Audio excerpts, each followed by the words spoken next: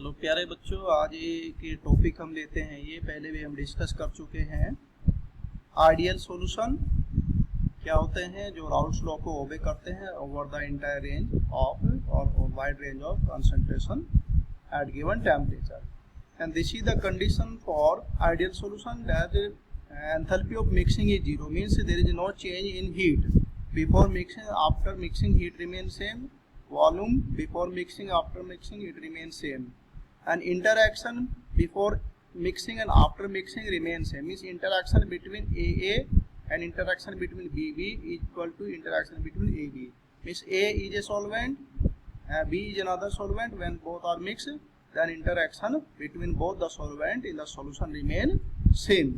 These are some example. You might be asked some example of ideal solution: N-hexane, N-heptane, ethyl bromide, ethyl chloride, benzene, toluene, chlorobenzene, bromobenzene. These are the some example of ideal solution. Means these solution obey Raoult's law. Before mixing and after mixing, there is no change in the solution. Volume remains same, heat remains same, and interaction remain same. Non-ideal solution, those solutions which do not obey Raoult's law. So here there are two solutions, non-ideal solution, which deviate positively from Raoult's law and which deviate negatively from Raoult's law. So these are the conditions for non-ideal solution, that these values are not equal. These values are not equal. That means interaction between AA and interaction between BB is not equal to interaction between AB. Means before mixing interaction is different and after mixing interaction is different.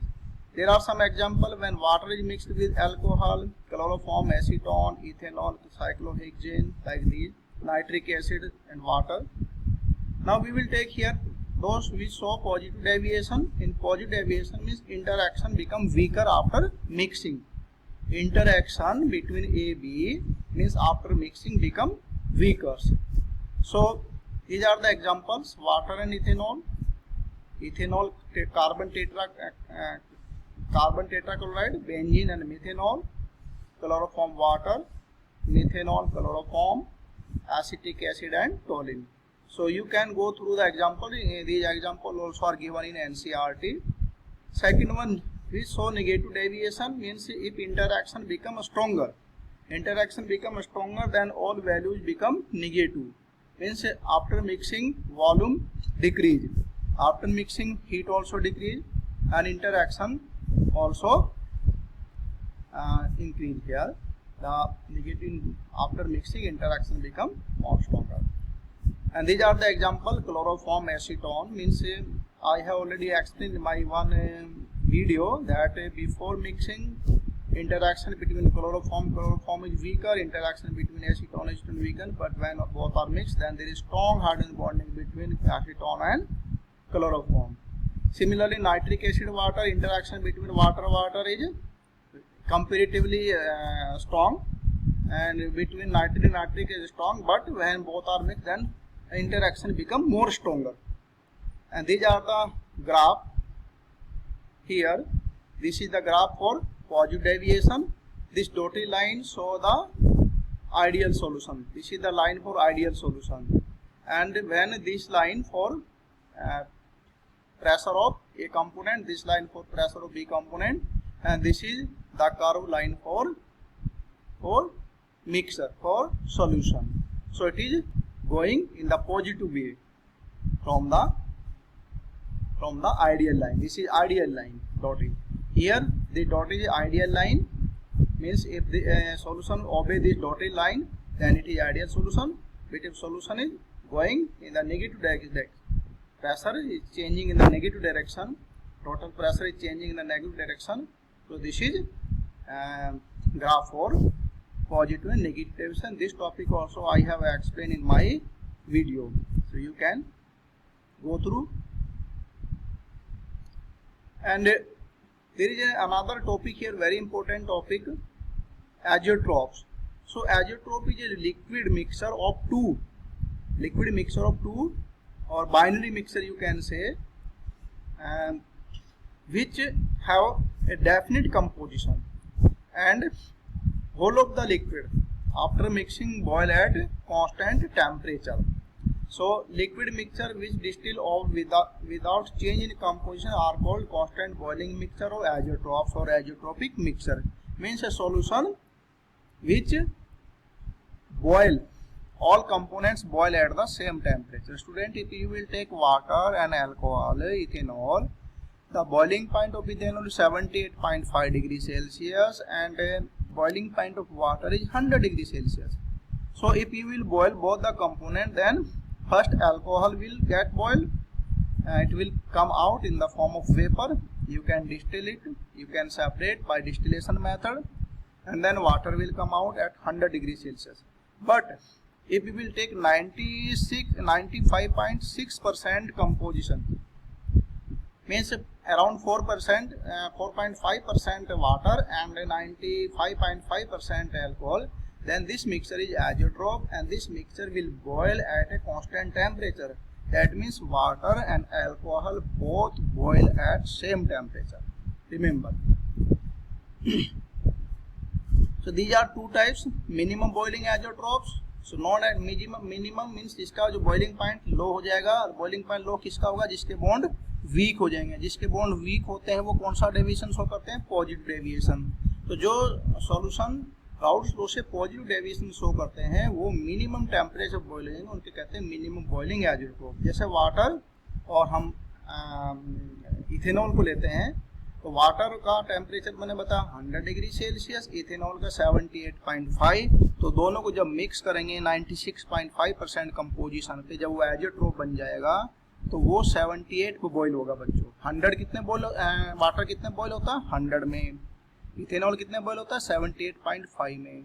तो total mixture कितने पे होता है, दोनों के boiling point से भी कम पे, और ये होता है 78 डिग्री सेल्सियस टेम्परेचर पे. सिमिलरली मैक्सिमम बॉइलिंग एजेट्रोप, तो मैक्सिमम बॉइलिंग एजेट्रोप कौन शो करेंगे, जिसका बॉइलिंग पॉइंट हाई हो जाएगा. हाई किसका होगा, जिसको मिक्स करने के बाद बॉन्ड स्ट्रॉन्ग हो जाएंगे. तो बॉन्ड स्ट्रॉन्ग किसमें होते हैं, जो नेगेटिव डेविएशन शो करते हैं. तो मैक्सिमम बॉइलिंग एजेट्रोप का मतलब the solution which show negative deviation from Raoult's law. तो we can take example here nitric acid, 68% nitric acid student and 32% water का मिक्सर जो होगा वो एजेट्रोप का काम करेगा. यहाँ पर इसका जो बॉइलिंग पॉइंट है नाइट्रिक एसिड का, वाटर का बॉइलिंग पॉइंट 100 डिग्री सेल्सियस हो गया है और नाइट्रिक एसिड का बॉइलिंग पॉइंट आपका लगभग जो है वो 85-82 के आसपास होता है. और जब दोनों को हम बॉईल करेंगे तो ये 100 से भी ज़्यादा पे बॉईल होता है, लगभग 120 डिग्री सेल्सियस पे बॉईल होता है. वाटर का कितना 100, नाइट्रिक एसिड का लगभग 80-90 के बीच में है. तो जब दोनों को बॉईल करेंगे बच्चों मिला के, जब एजेट्रोपिक सॉल्यूशन होंगे 68% कंपोजिशन में, तब ये 120 के आसपास जाके बॉईल होते हैं, मीन्स हाई टेम्परेचर बॉईल होंगे. तो ये था मैक्सिमम बॉइलिंग एजेट्रोप. इससे भी क्वेश्चन आपसे पूछे जा सकते हैं. देखिए बॉइलिंग पॉइंट क्या होता है, temperature at which you know and Dalton's law, you know this one. Now let's take some question. Define ideal solution, the solution which obey Raoult's law on the entire condition of range of concentration at given temperature. Some liquid on mixing form azeotrope. What are azeotropes, ये आपको बता दिया हमने. और एक ये specific mixer होता है, स्पेसिफिक कंडीशन पे ही होते हैं. मतलब ये नहीं कि वाटर का कुछ भी अमाउंट लेंगे, इथेनॉल का कुछ भी अमाउंट लेंगे तो आपको कहेंगे कि वो एजेट्रोप बन गया. नहीं, वाटर का आप लेंगे 4.4% और आप अल्कोहल का लेंगे 95.6%, तब वो एजेट्रोप बनता है. यहाँ ग्राफ दिया है, वो पॉजिटिव नेगेटिव डेविएशन कैसे शो किया गया है.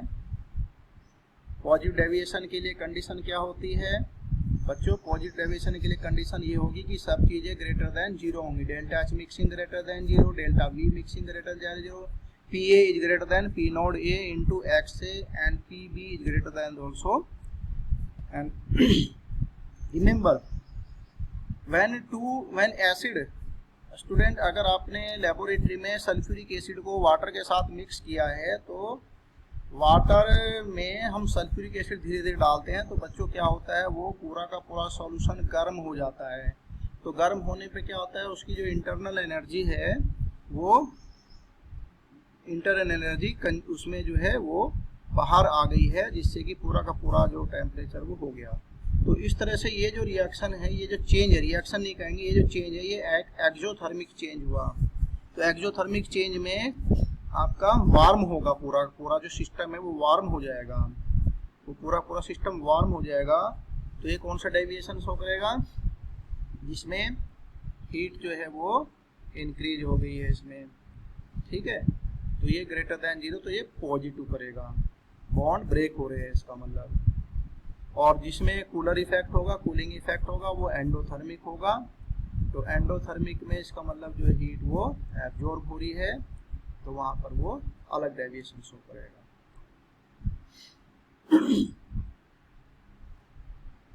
कुछ क्वेश्चंस हैं यहाँ पर दिए हैं, यहाँ पर आप ले सकते हैं। ये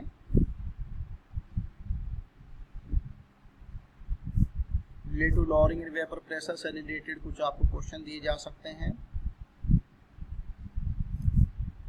अच्छा, अब लेते हैं इंपॉर्टेंट टॉपिक बच्चों, कोलिगेटिव प्रॉपर्टीज क्या होती हैं। Colligative property of A solution, ये मैं ऑलरेडी वीडियो में भी दे चुका हूँ आपको कल। कोलिगेटिव प्रॉपर्टी क्या होती है, जो certain property of solution which depend only on the number of particles or the number of moles of particles of solute। तो ये कौन कौन सी हमारी है, relative lowering in vapour pressure colligative property है, अर्थात relative lowering in vapour pressure ये depend करते हैं number of mole of particle पे।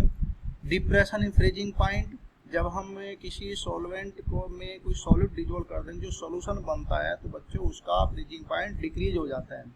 आप कह सकते हैं कि वाटर का फ्रीजिंग पॉइंट कितना 0 डिग्री सेल्सियस। वाटर का फ्रीजिंग पॉइंट कितना 0। अगर आप उसमें शुगर वगैरह, ये कस्टर्ड पाउडर वगैरह मिक्स करके उसकी आइसक्रीम बनाएंगे, तो जो आइसक्रीम है वो फ्रीज होगी, वो जो मिक्सर वो फ्रीज होगा -2, -3, -5 लाइक दैट। तो इसलिए वो ज़्यादा हमें ठंडा लगता है, ज़्यादा अच्छा लगता है, क्योंकि उसका टेम्परेचर लो होता है। एलिवेशन इन बॉइलिंग पॉइंट, अगर हम किसी सॉल्वेंट में कोई सॉलिड डिजोल्व कर देंगे तो बॉइलिंग पॉइंट इंक्रीज होता है। जैसे नमक आप डालेंगे, अगर आप घर में अगर चाय बना रहे हैं, अगर पहले आप खाली पानी को बॉईल करेंगे तो वाटर जो है वो 100 डिग्री सेल्सियस बॉईल होता है। लेकिन अगर आप उसमें शुगर डाल कर बॉईल करेंगे तो वो थोड़ा ज़्यादा टेम्परेचर बॉईल होगा, मतलब 102, 103 टेम्परेचर पर वो बॉईल हो सकता है। तो इसका मतलब उसको कहते हैं एलिवेशन इन बॉइलिंग पॉइंट। और चौथी प्रॉपर्टी हमारी क्या है, ऑस्मोटिक प्रेशर। ये 4 प्रॉपर्टी हैं जो डिपेंड करती हैं अमाउंट ऑफ सॉल्यूट पर, number of mole of solute पर। तो इसलिए हम इनको कहते हैं कोलिगेटिव प्रॉपर्टी। अब ये है relative lowering in vapour pressure, जो ऑलरेडी मैं आपको बता भी चुका हूँ वीडियो से। ये सॉल्वेंट का वेपर प्रेशर है प्योर, और ये सॉल्यूशन का वेपर प्रेशर है PA। तो दोनों में डिफरेंस आ गया, P0A - PA। तो ये जो P0 - PA है, ये हमारी लॉरिंग इन वेपर प्रेशर होगी, और डिवाइड कर दो उसको एक्चुअल प्रेशर से, जो P0A है, तो उसको कहते हैं रिलेटिवली कितनी लॉरिंग हुई है। तो relative lowering in vapour pressure ये होगी, और ये इक्वल होती है मोल फ्रैक्शन के, मोल फ्रैक्शन ऑफ सॉल्यूट। तो सॉल्यूट का मोल फ्रैक्शन का फॉर्मूला क्या है बच्चों, n/n + N। स्मॉल n क्या है, number of mole of solute. Capital N क्या है, number of mole of solvent. तो इसका मतलब यहाँ आप देख रहे हैं कि रिलेटिव लॉरिंग जो है किस पर डिपेंड करती है, number of mole of solute पर। तो इसलिए इसको हम क्या कहेंगे, कोलिगेटिव प्रॉपर्टी। ऐसे ही दूसरी है एलिवेशन इन बॉइलिंग पॉइंट। यहाँ पर क्या करते हैं कि जब हम किसी सॉल्वेंट का टेम्परेचर लेंगे, तो मैंने बताया वो 100 पे बॉयल होगा, अगर उसमें कुछ मिक्स कर देंगे वो थोड़ा सा ज़्यादा टेम्परेचर बॉयल होगा। तो इसके लिए टेम्परेचर इंक्रीज हो गया, बॉइलिंग पॉइंट इंक्रीज हो गया। This increase in boiling point is known as elevation in boiling point. तो ये हमारा है प्योर सॉल्वेंट का ये टेम्परेचर TB, जो हमारा सॉल्यूशन का हो गया, दोनों का डिफरेंस TB हो गया। तो ये दो डेल्टा TB है, P का मतलब बॉइलिंग पॉइंट, और डेल्टा का वाला डिफरेंस। तो ये डिपेंड करता है किस पर, मोल फ्रैक्शन पर। मोल फ्रैक्शन जो होता है वो एक्चुअली डिपेंड करता है, वो रिलेटिवली इक्वल होता है जिसके मोलैलिटी के। तो यहाँ से इन्होंने ये दिखाया है, आप सीधा सीधा रख सकते हैं कि this delta TB is directly proportional to molality, और प्रोपोर्शनलिटी का सिंबल हटाते हैं तो delta T B is equal to some constant, और वो जो